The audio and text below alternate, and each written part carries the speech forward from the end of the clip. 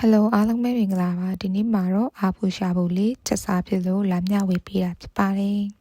ချက်နီးလေးကတော့လုံးဝကိုလက်ကြွေးရှင်ပါတယ်ရေစေးတန့်စင်ထားတဲ့ငါးလေးတွေထည့်မယ်အရသာအတွက်ဟင်းချုံမုတ်စာငပြရည်အနေငယ်ထည့်ပြီးတော့ရှည်ထည့်မယ်ဖုံးအုပ်ပြီးတော့ငါးလေးတွေကိုဖြုတ်ထားလိုက်ပါမယ်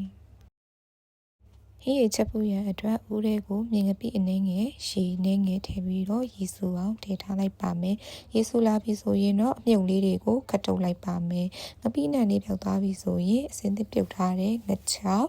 ငါစက်သွန်အဖြူကျင်းထောင်းထားတာလေးထည့်မယ်အရသာအတွက်အချင်းချုံမုတ်အနေငယ်စားအနေငယ်ငပြားရည်အနေငယ်ထည့်ပြီးတော့ရေစူလာအောင်ပြန်တည်ထားလိုက်ပါမယ်ဟင်းရည်လေးကစူလာပြီဆိုရင်တော့ငေကောက်နေငယ်ထည့်ပြီးတော့ဟင်းကိုချလို့ရပါပြီ